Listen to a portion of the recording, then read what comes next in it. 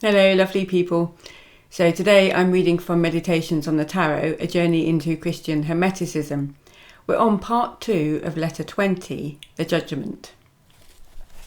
Dear unknown friend, you who are reading these lines written by a Hermeticist in 1965, after nearly 50 years of endeavour and experience in the domain of Hermeticism, I beg you not to regard what is written here as a vow made for the future of the current of historic Hermeticism, but rather as a testament making you who read these lines a trustee of the task in question, without reserve, but however with your consent.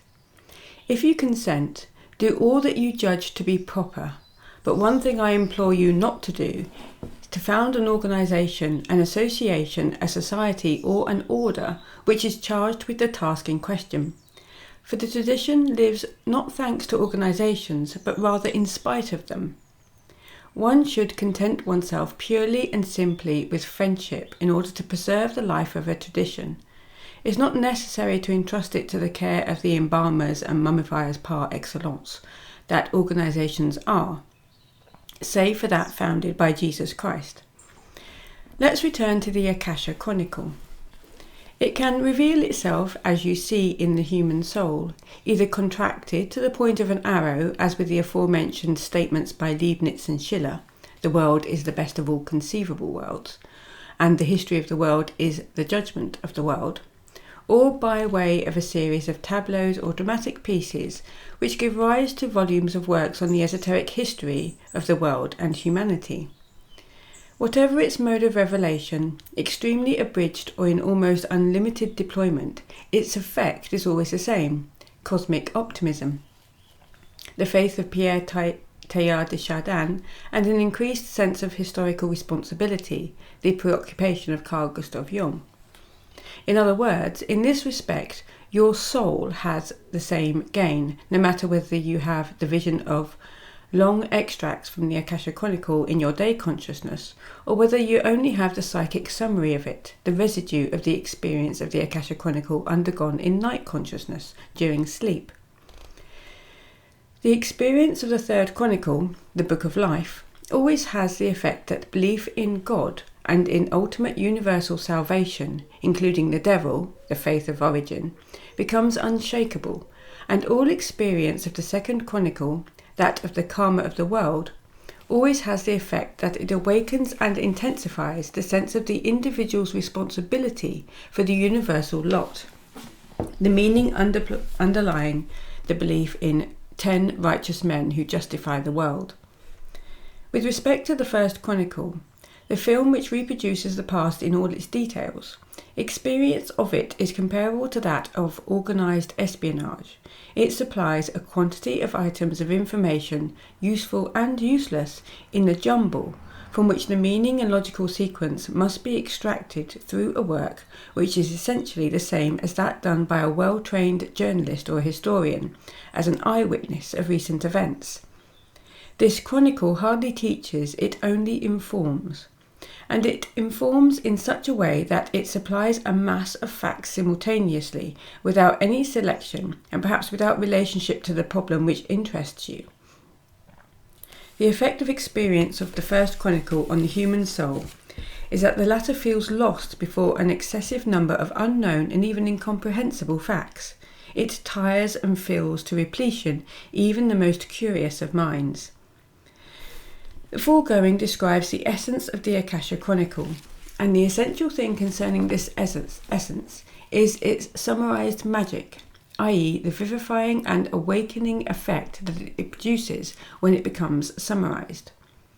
For the Akasha Chronicle, vast and grand as it is, can be concentrated to a single word, to a single magical sound. And this magical concentration of the Akasha Chronicle, the memory of the world, is precisely the trumpet of the angel who figures in the parallelogram of resurrecting forces that the card of the 20th arcanum of the tarot represents. The trumpet of the angel is the entire Akasha Chronicle concentrated in a single word or sound, awakening, vivifying, and resuscitating. The symbol of the trumpet is related in general to the magical concentration of mystical and Gnostic contents. It always signifies the transformation of a world of mystical experience and Gnostic knowledge into magical action. The trumpet, in Hermetic symbolism, is mysticism and gnosis, which have become magic. The parallelogram of forces operating the resurrection represented by the 20th major arcanum of the tarot therefore consists of the following forces: the parental love of the father and mother, the sound of the trumpet from above, i.e. the magical summary of the Akasha Chronicle, and the effort to arise of the one being resurrected. Until now we have been occupied with three of the forces of the parallelogram of the arcanum: the love of the father, the love of the mother, and the sound of the trumpet. It remains therefore to try to penetrate the fourth force meditatively, that of active reaction to the action of the three forces which have been the object of our meditation up to now.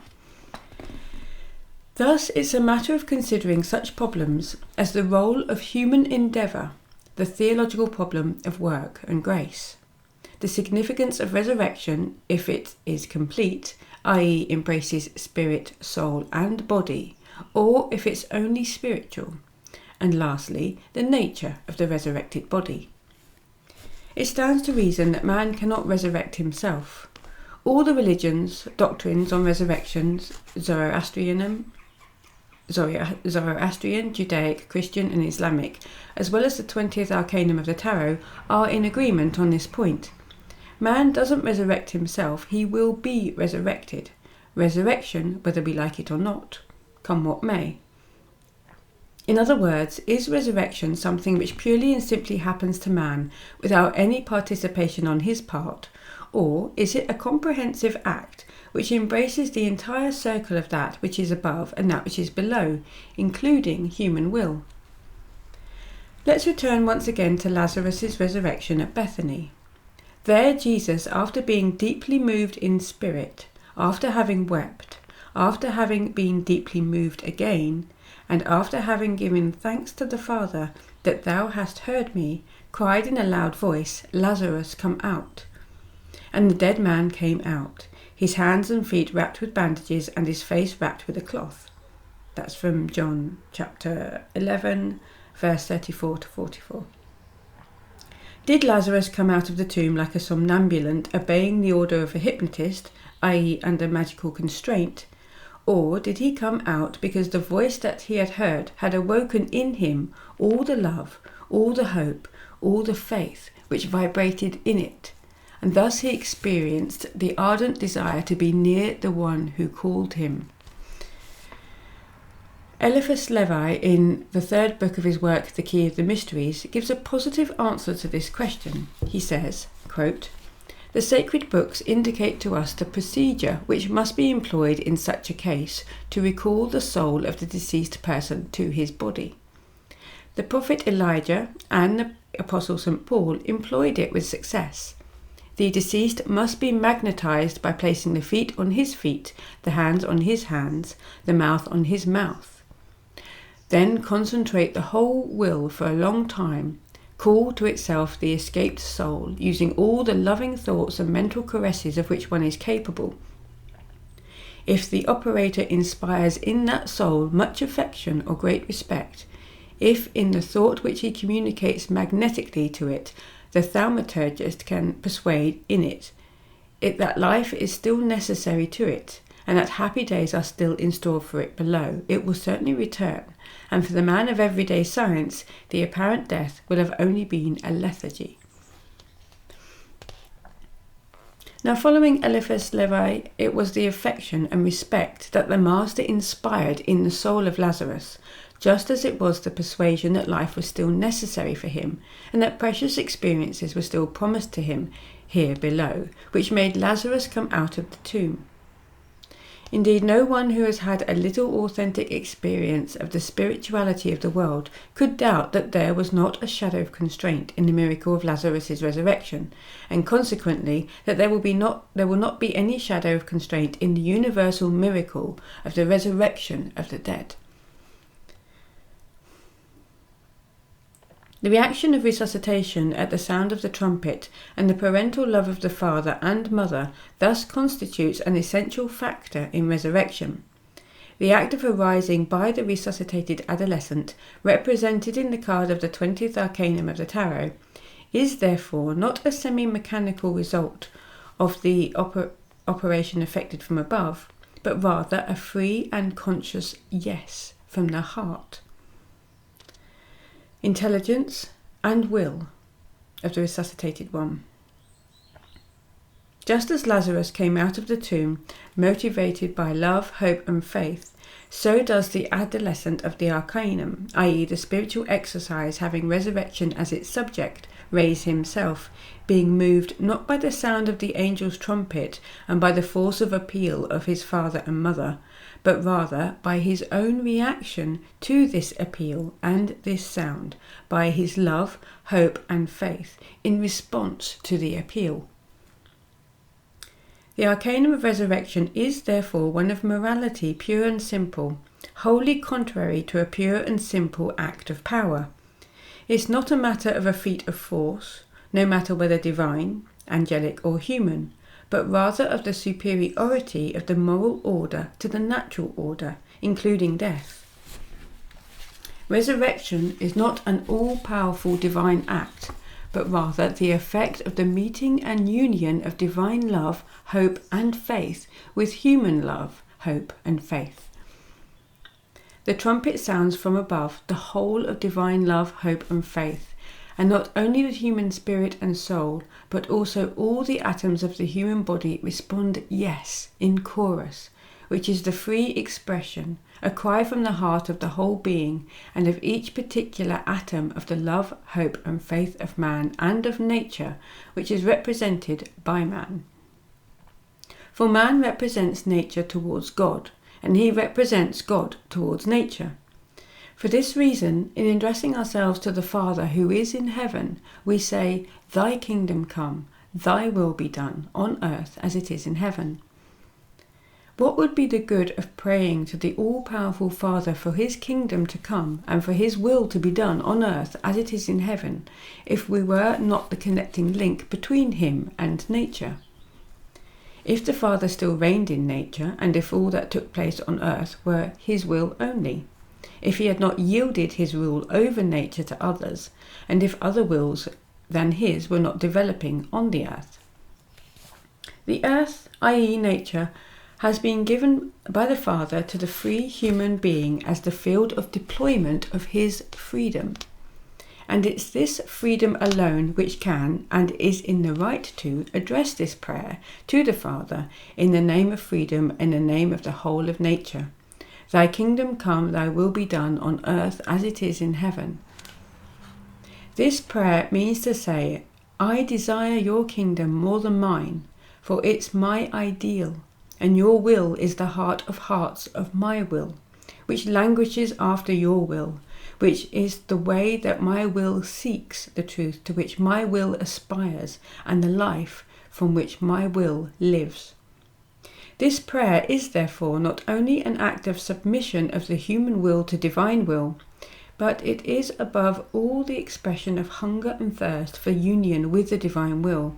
It doesn't adhere to fatalism, but rather to love.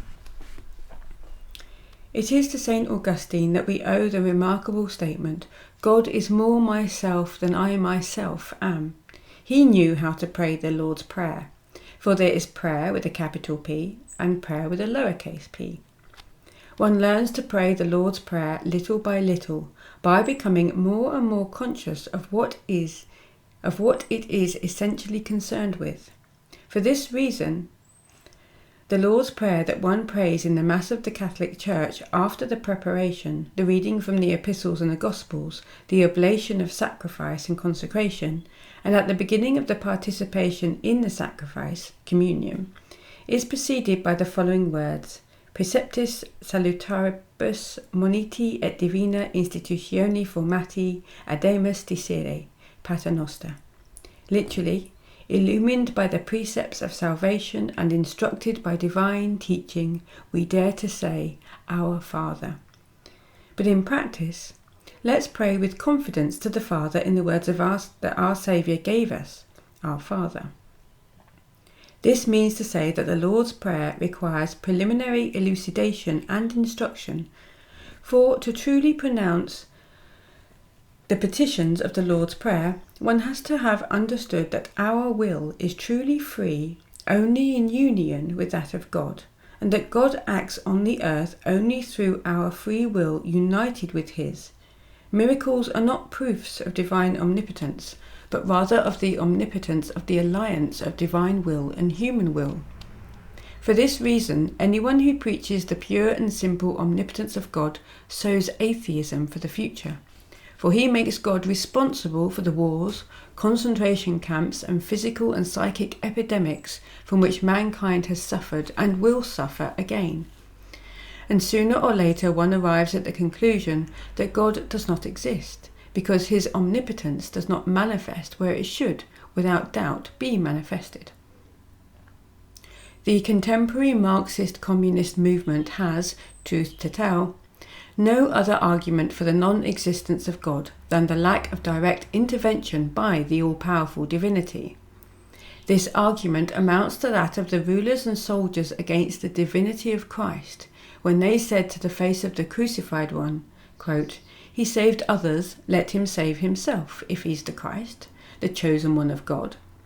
The soldiers who mocked him, coming up and offering him vinegar and saying, "If you are the king of the Jews, save yourself."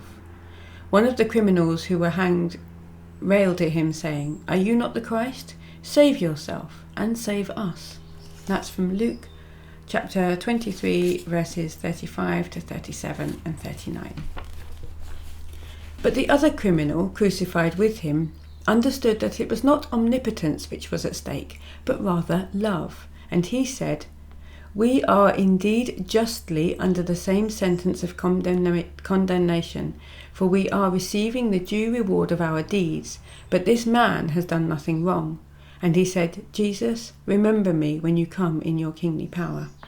Again, Luke chapter 23, verse 40 to 42.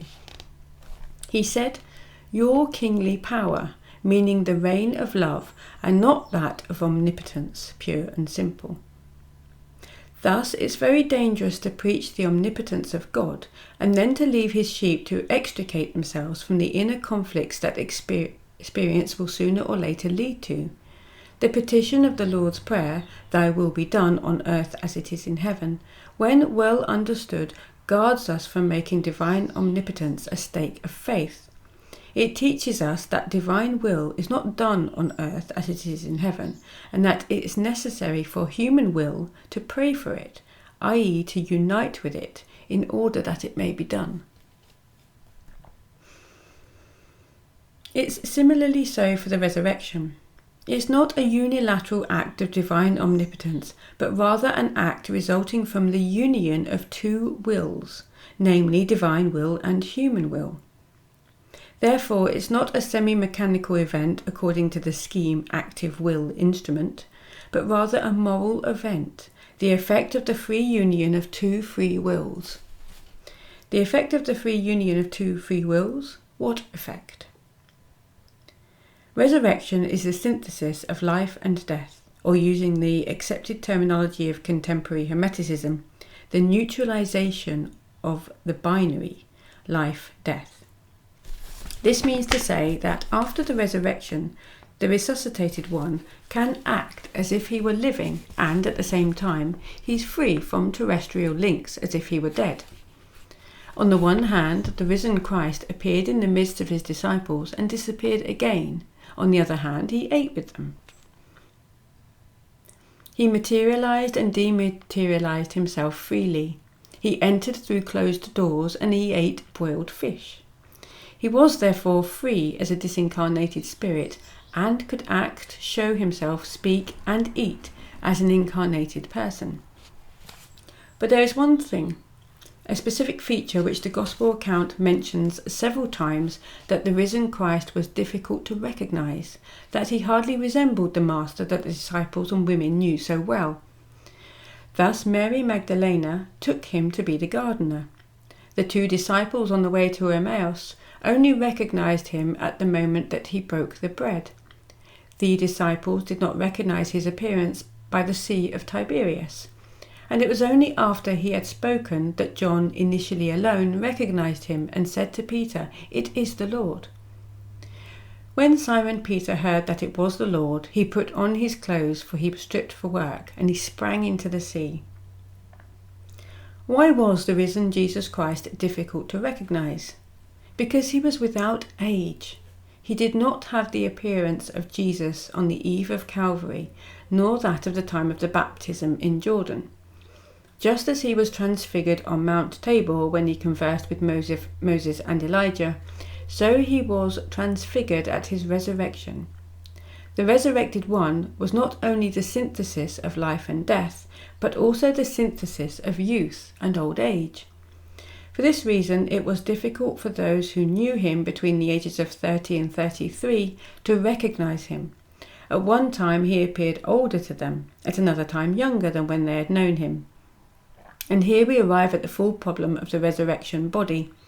What is it? Modern science has come to the understanding that matter is only condensed energy, which moreover was known by alchemists and hermeticists thousands of years ago.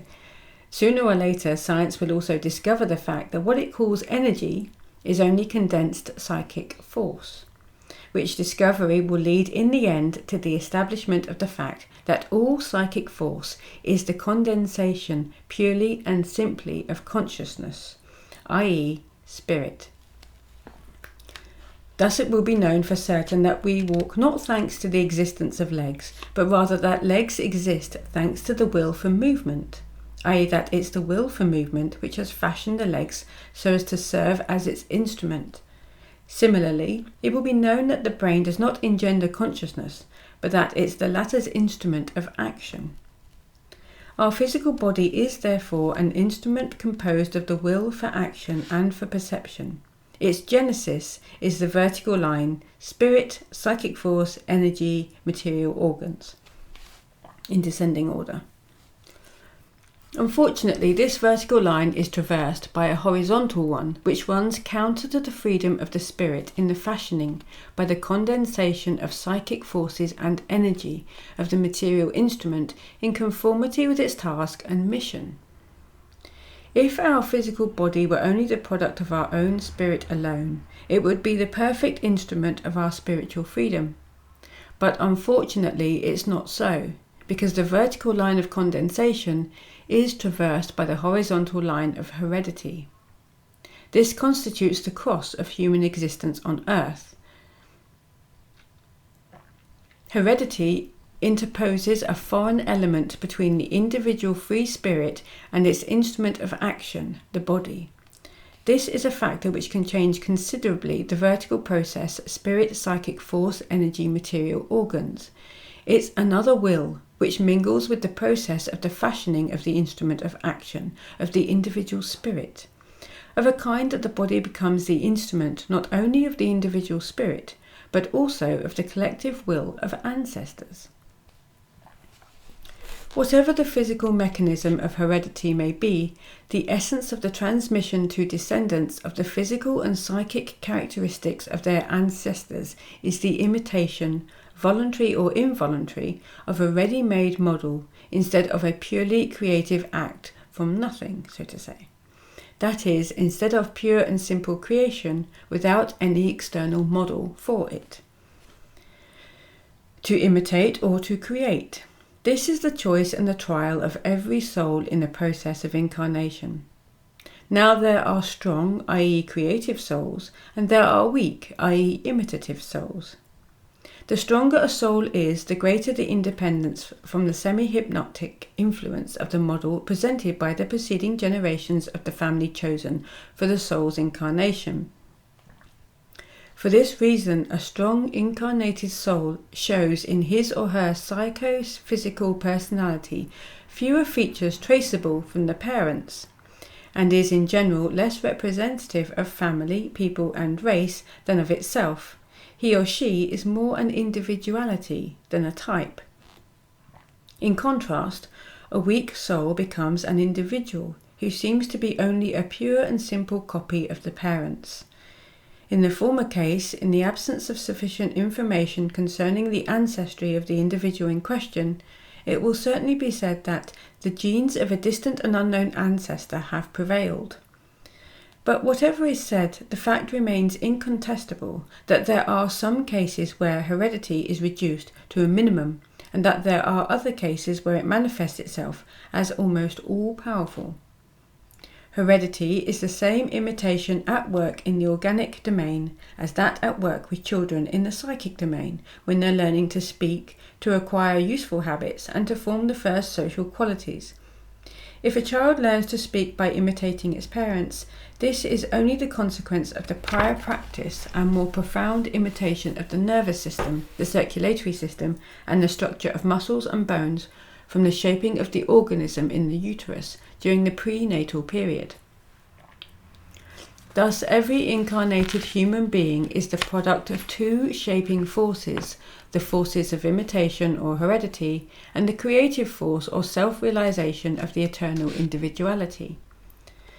The incarnated human being is at one and the same time representative of his ancestors and his individuality, the latter representing only itself. One can say that the incarnated human being is the product of two heredities, horizontal heredity and vertical heredity, the latter being the imprint of the individuality from above, and the former being the imprint of the ancestors here below. This seeks to express that he is the product of two imitations, horizontal and vertical, i.e. that in order to become what he is, he owes it to imitation of his ancestors from the past, and to that of himself above. In the last analysis, therefore, it's a matter on the one hand of horizontal heredity going back to the archetype, the ancestor of ancestors of terrestrial heredity, i.e. Adam, and on the other hand of vertical heredity rising up to the Father who is in heaven, i.e. God. This is why it's so important to allow light from the dogma of the Immaculate Conception to convince us of the truth, for what is at stake is the line of vertical heredity, God-man heredity. The Word became flesh and dwelt among us. Quote from John 1, verse 14. This presupposes descent from above, instead of being the product of preceding generations, and it's this which holds out the promise that, to all who received him, who believed in his name, he gave power to become the children of God, who were born not of blood, nor of the will of the flesh, nor of the will of man, but of God. Again, that's from John chapter 1, verse 12 to 13. Is it possible to state the re-establishment of God-man heredity, vertical heredity, more clearly and openly? Now the resurrection body is that of perfect freedom, i.e. the perfect manifestation of the individuality itself without impediment on the part of heredity. Thus it's not an instrument which the soul makes use of, just as the soul itself is not an instrument which the spirit makes use of. For the very notion instrument presupposes a semi-mechanical relationship between master and implement. The master's will employs the implement without the latter consenting or making any contribution on its part, or taking any conscious and voluntary part of action.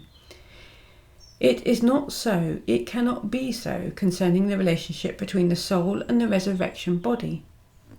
The relationship between spirit, soul, and resurrection body should be conceived of as a reflection of the Holy Trinity, i.e. as the re-establishment of the image and likeness of God. This means to say that the relationship between spirit, soul, and body at the resurrection to the relationship which exists between Father, Son, and Holy Spirit, man will be triune, as God is triune. Man's eternal individuality will be the unity underlying his spirit, his soul, and his body. The resurrection body will therefore be one of three persons of the human Trinity, analogous to the divine Trinity. It will be the person of action, of the individuality, just as the soul will be the person of heart, and the spirit will be the person of contemplation. This means to say that the resurrection body will be the magical realizing agent of the individuality whilst contemplating eternity by way of his spirit and rendering it light and warmth in his soul. Thus the resurrection body will have nothing mechanical, nothing automatic about it. In no way will it be an assembly of implements prefabricated once and for all for the use of the will. In other words, it will not have ready-made and invariable organs. No, the resurrection body will be absolutely mobile and will create for each action the organ which suits it. At one time it will be radiant light, such as Paul experienced on the way to Damascus. At another time it will be a current of warmth, or a breath of vivifying freshness, or a luminous human form, or a human form in the flesh. For the resurrection body will be magical will, contracting and expanding. It will be, we repeat, the synthesis of life and death, i.e. capable of acting here below as a living person and at the same time enjoying freedom from terrestrial links like a deceased person. Reminds me of the phrase of St. Paul, "Do not be conformed to this world, but be transformed by the renewal of your mind." Will it be a new creation, a sudden and gratuitous gift from God? In order to answer this question, we have first of all to deepen the idea that we have of the body, i.e. the physical body. The general idea that we have of it is that it's a quantity of matter borrowed from nature and organised in such a way as to serve as an instrument of action and as the scene of development of psychic life until its disintegration, i.e. death. If we replace, it has been made from dust and will return to dust. And that's from Ecclesiastes. If we replace the biblical term dust by the modern term multitude of atoms, this formula from Ecclesiastes expresses well still today our general idea of the body, no matter whether or not we believe in the soul's immortality. Here materialists and the spiritually minded are in agreement, for both the former and the latter accept the empirical evidence of the complete disintegration of the individual body at death. However, this is not the idea of the body according to Hermeticism, for without denying the fact itself of the material disintegration of the body, Hermeticism denies the conclusion drawn from this fact that the individual body undergoes complete annihilation at death. Hermeticism advances the thesis that the body is essentially as immortal as a soul and spirit, that immortality is threefold, and that the whole human being is essentially immortal. The immortality of the body, such as Hermeticism understands it, differs of course from the relative immortality that is accorded to it by biology, reproduction and heredity, and chemistry and physics, conservation of matter and energy, since it's a matter of individual bodies and not of the survival of the species or the conservation of amorphous matter. According to Hermeticism, the essence of the body is not the matter of which it's composed, nor the energy which is produced in it, but rather the fundamental will underlying matter and energy. And it's this will which is indestructible, because it exists prior to the birth of the body, and without it birth, here in the sense of incarnation, would not be possible. More particularly, there is an essential difference between incarnation birth and propagation birth in the sense of the propagation of the species. The former is adapted to the individuality who is incarnating, whilst the latter aims at the pure and simple reproduction of the parents and ancestors without regard to the individuality he is going to incarnate. It's almost a carte blanche invitation, no matter what individuality, to incarnate by accommodating him to the conditions and facilities that heredity offers him. Incarnation birth is thus ruled by the law of the vertical, whilst propagation birth falls under the law of the horizontal. The first is orientated towards the individuality above. The second is orientated towards the species, the race, and the family, i.e. the past, below. In the first case, the individuality incarnates himself. In the second case, he falls into incarnation. This means to say that the individuality, in the case where his incarnation is ruled by the law of the vertical, descends consciously and of his own free will to birth into an environment where he is wanted and awaited, whilst he is carried away by the general current of terrestrial attraction towards birth in the case where his incarnation comes under the law of the horizontal. Incarnation birth presupposes conscious agreement between the will of the individuality above and the receiving will below.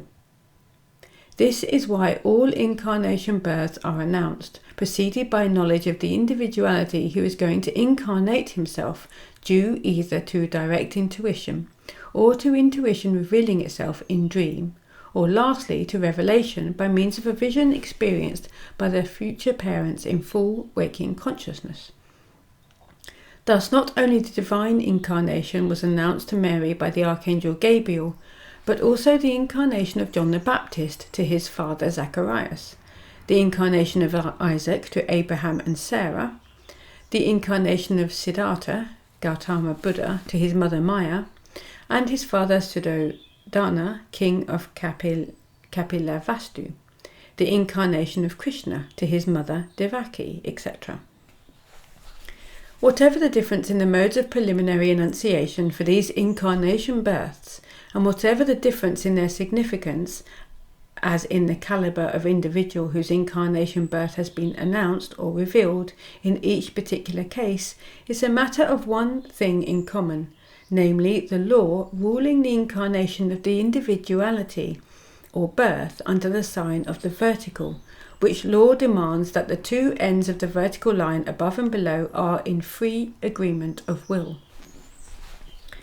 This is why every incarnation birth implies two events: revelation of the will above, or annunciation, and act of consent of the will below.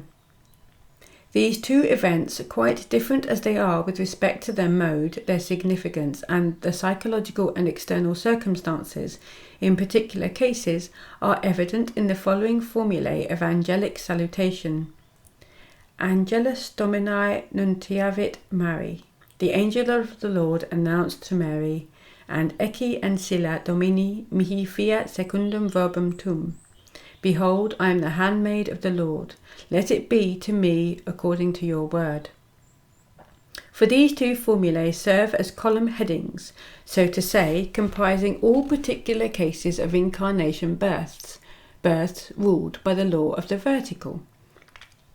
Therefore, it's thus that the body, in accordance above all with the individuality and not according to the line of hereditary descent, is the work of the will of the individuality who is descending to incarnation, acting hand in hand with the will receiving him below.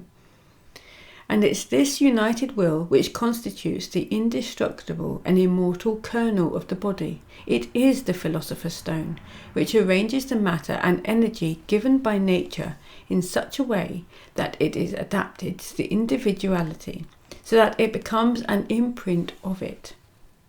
Such an individualized body certainly returns to nature at the moment of death, the substances and energies that it had been given, but its active principle, its formative will energy, survives death.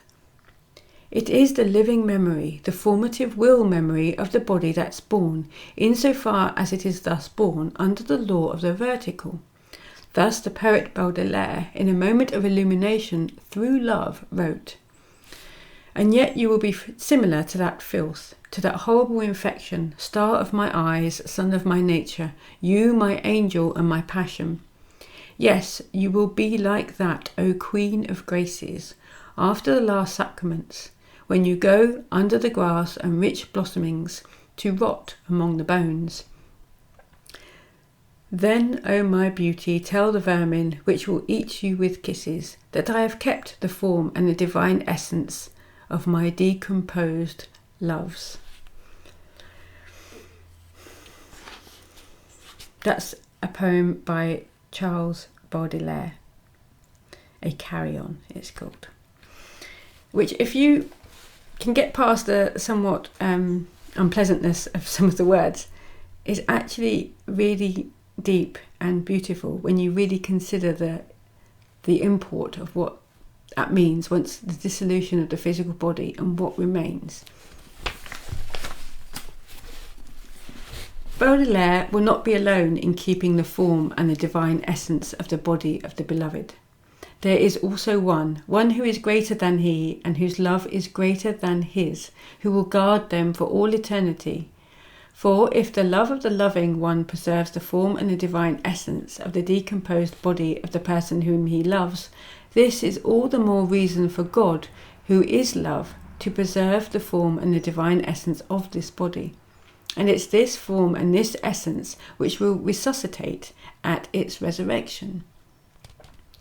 Thus the resurrection body is prepared during the course of the ages.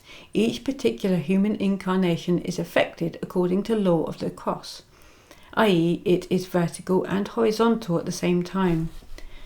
In reality, it is only the proportion between the vertical of incarnation and the horizontal of heredity, i.e. the preponderance of the vertical over the horizontal or vice versa, which makes a particular incarnation emphasize either the law of the vertical or that of the horizontal. Hence, the process of the growth of the resurrection body is gradual. The resurrection body matures from incarnation to incarnation, although in principle it should be possible for a single incarnation to suffice. In fact, however, it is so that many incarnations are necessary to bring the resurrection body to maturity. What is the destiny of the kernel of the indestructible body, the form and the divine essence of the body after death? Does it ascend with the soul and spirit to the spiritual world, leaving the mortal remains below? Death, disincarnation, signifies the separation of the soul and spirit from the physical body, including its indestructible kernel or resurrection body, whilst the soul and spirit ascend to the spiritual world, accompanied by the forces of vitality, the etheric or vital body, and psychic forces, the astral body, i.e. psychic habits, desires, character, and psychic dispositions. The resurrection body descends in the opposite sense, i.e. below, towards the centre of the earth, as it is active will during life. Its descent is due to progressive relaxing of the will.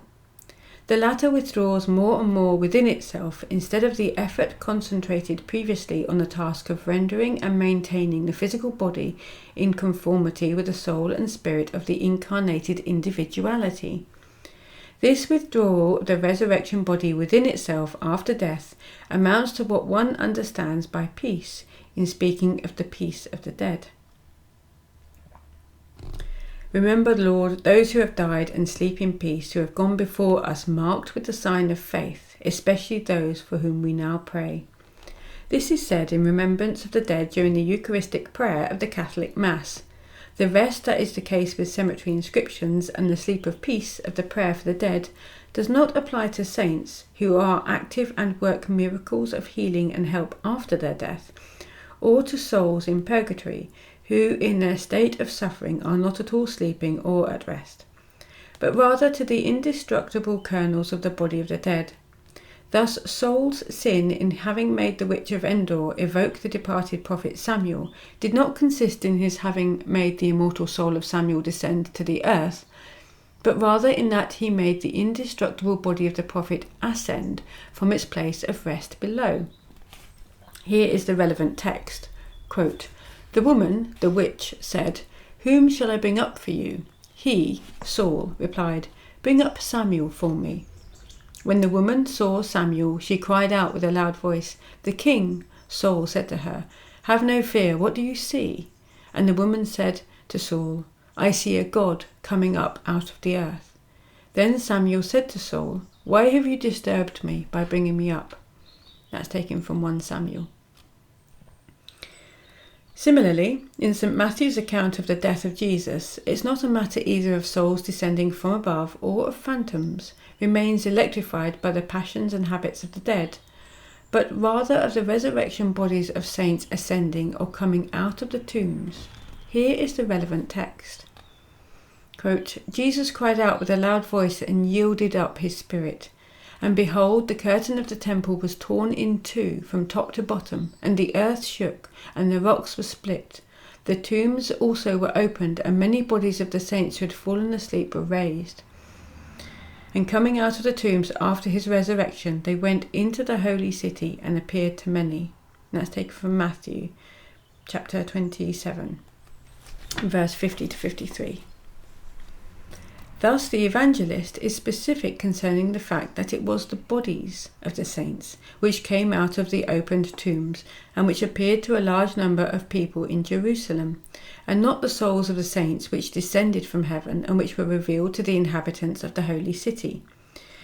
On the other hand, the bodies of the saints were not at all material bodies, otherwise they would have gone in procession to Jerusalem instead of appearing here. The evangelist also takes note that it was the bodies of the saints and not just any kind of dead. This means to say that the bodies were resurrection bodies which had already attained a certain degree of maturity. With respect to the resurrection of Lazarus, the seventh miracle in the Gospel according to St. John, this is the unique case of a threefold miracle, namely the recall of the soul of a departed one to terrestrial life, the healing of a body which had already been 4 days in the tomb, and from which there was already an odour, and lastly the evocation of Lazarus's resurrection body and its union with the healed material body. The three statements concerning Lazarus is ill, Lazarus has fallen asleep, and Lazarus is dead, that one finds in the Gospel account of John are related to the threefold miracle of the healing, the awakening, and the resurrection of Lazarus. The Assumption of the Blessed Virgin is the unique event where separation from the body did not take place at all, i.e., where death, such as we know it, did not occur at all. Instead of separating from the material body and from the soul in order to descend below to the place of rest, of the sleep of peace, the resurrection body remained united with the soul and the material body, and ascended united with the soul to the spiritual world. With respect to the material body, it didn't decompose, but was wholly absorbed by the resurrection body. It dematerialized, spiritualizing itself to the point of becoming one with the resurrection body, in its turn united inseparably with the soul of the Blessed Virgin. The tomb of the Blessed Virgin was in fact empty. The tradition which relates this is exact. One would search in vain for the terrestrial tomb of the Blessed Virgin, one would find nothing of it, since it doesn't exist. What exists is only the spot designated for laying to rest the body of the Virgin, but never served this end. The mystery of the Assumption of the Blessed Virgin is not identical to that of the Resurrection. The latter is the last act of the drama of the fall and redemption of mankind, whilst the Assumption brings out the history of the spirit and soul of non-fallen nature. It's a matter of the reintegration of a fallen being. It's not a matter of reintegration of a fallen being, but rather of the destiny of an entity who appeared in the fallen world without ever having been touched by original sin, and the fall that it brought with it, i.e., a virgin entity in the most profound sense of this word. The Blessed Virgin is therefore virgin nature, virgin soul, and virgin spirit, since the dawn of the world, united and manifesting in the human person, Mary, daughter of Joachim and Anne. The Virgin Mary is therefore at one and the same time a human person and a cosmic entity. Wisdom, Chokmah, Sophia. According to Solomon, the Virgin of Light. Of the Gnostic, Pistis Sophia, the Virgin of the world. Of the ancient Hermeticists and the Shekinah of the Kabbalists. The dialogue between the Archangel Gabriel and Mary at the Annunciation has therefore, outside of human and angelic significance, a cosmic significance. It was in the name of the divine Holy Trinity that the Archangel announced the incarnation to come, and it was in the name of the threefold Holy Virgin Nature, Mother, Daughter, and Holy Soul, that Mary gave the response which was the turning point of the history of the world. Behold, I am the handmaid of the Lord. Let it be to me according to your word. It was Natura Naturans and non-fallen Natura Naturata which gave the reply at the same time that Mary pronounced these words. The eternal dialogue between creative will and executive will, where divine fire becomes light, where light becomes movement, and where movement becomes form, was projected in time and concentrated in the dialogue between the Archangel and Mary. The assumption of the Blessed Virgin was consequently neither disincarnation in the sense of separation of the soul and body, nor resurrection in the sense of the union of the soul and the resurrection body, but rather the turning above towards the spiritual world of the current of life comprising spirit, soul, and body, the ascent to heaven of the integral entity of the Blessed Virgin.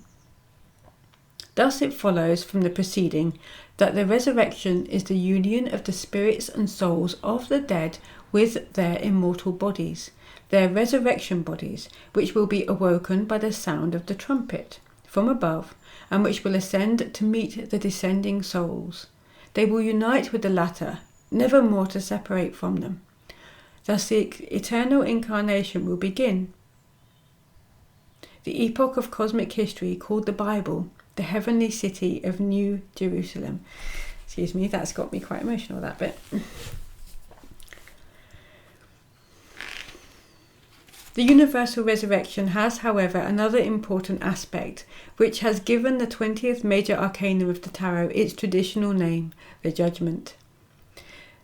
Though the card represents only the resurrection, it nevertheless bears the name the Judgement, the last judgment being an essential part of the universal resurrection in the tradition.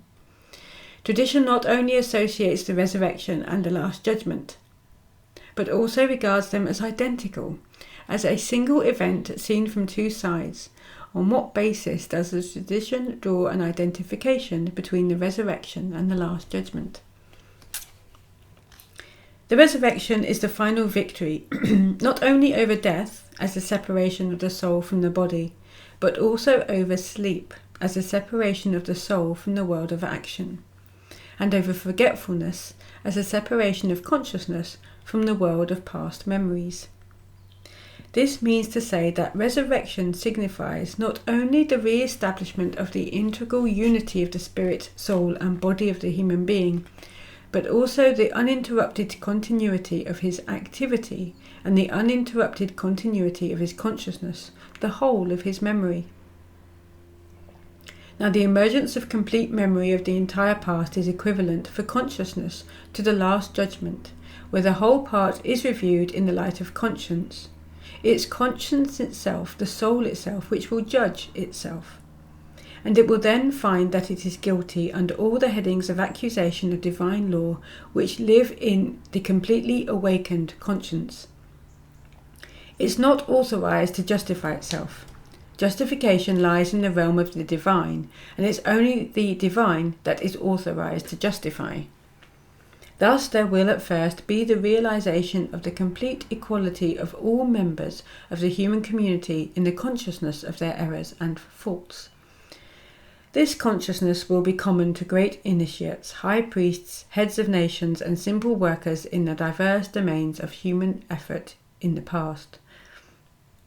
This great experience to come of human equality in the light of completely awakened conscience is prefigured in the penitential rite of the Mass during the prayer at the foot of the altar, where priest and congregation say together, I confess to Almighty God and to you, my brothers and sisters, that I have sinned through my own fault, in my thoughts and in my words, in what I've done and in what I've failed to do.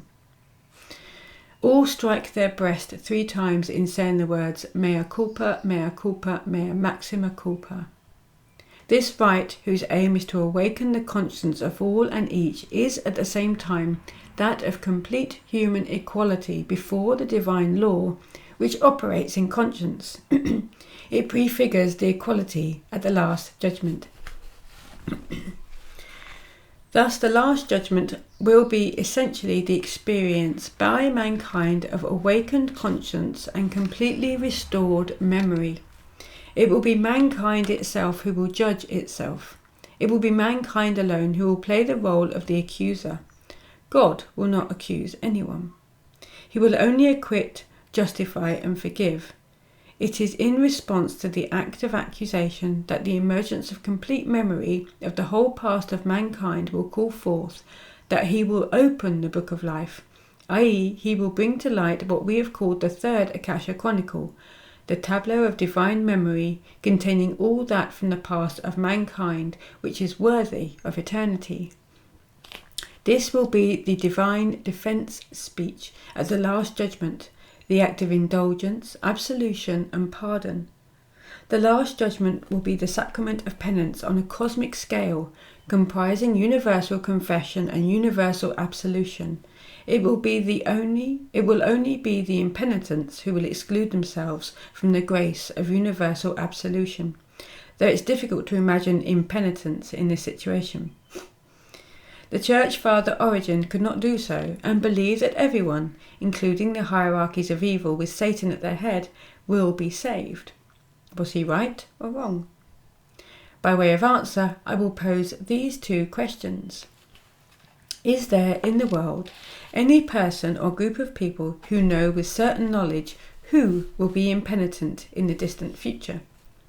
Is there in the world any person or group of people who have the authority to specify the limits of God's love and mercy, to state and decree that the love of God goes so far and no further?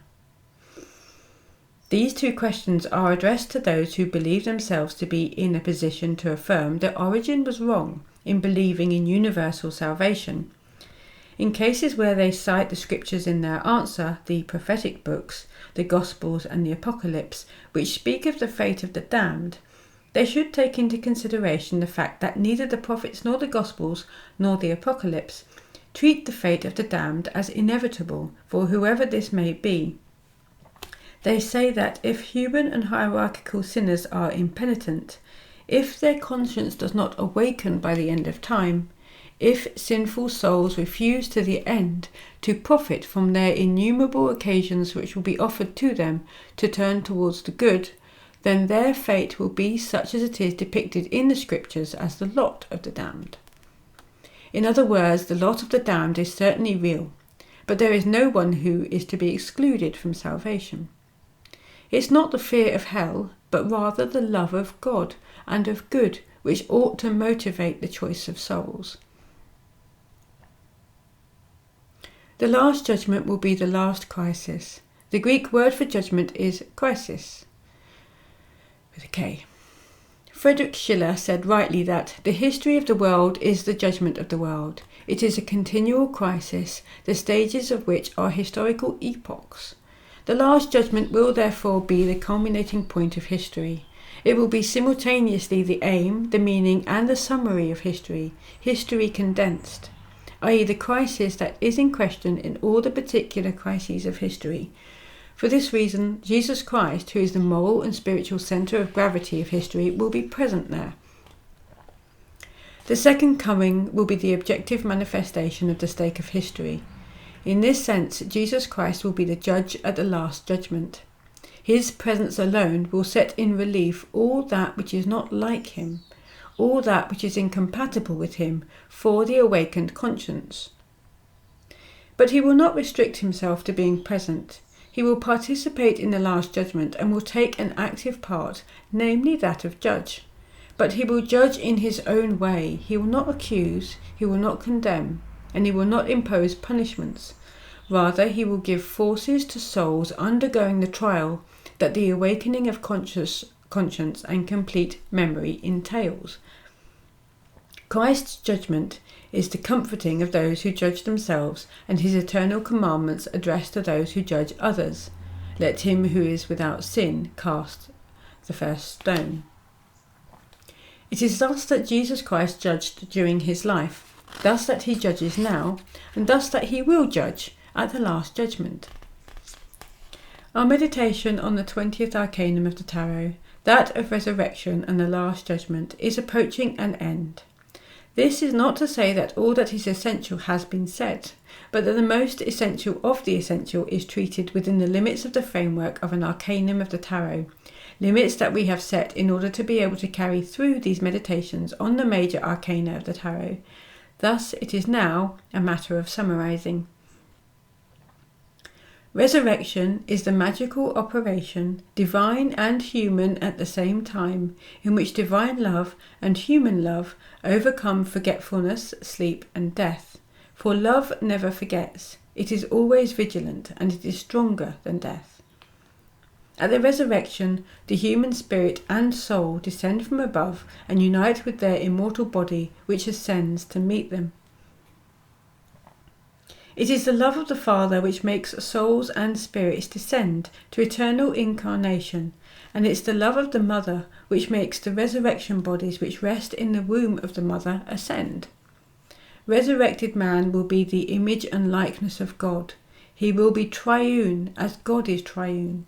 The three principles of man, spirit, soul, and body, will constitute the human trinity after the manner of the Holy Trinity, where there will be three persons, and their fundamental unity will be the human individuality. But the resurrection is at the same time the last judgment, as Paul says, quote, "Each man's work will become manifest, for the day will disclose it, because it will be revealed by fire, and the fire will test what sort of work each one has done. If the work which any man has built on the foundation survives, he will receive a reward. If any man's work is burned up, he will suffer loss, though he himself will be saved, but only as through fire." That's taken from 1 Corinthians chapter 3, verses 13 to 15. Okay, that concludes the chapter 20, Judgement, on Meditations on the Tarot. The second part in particular has so much information. You could spend your lifetime just meditating on that part alone. I hope it impresses upon you that nothing is more important than this work that we are here to do. And Tom Berg has given us some excellent advice and structures and procedures which to take that work forward. I'll leave it there. I hope you enjoyed that, and I will see you for the next chapter.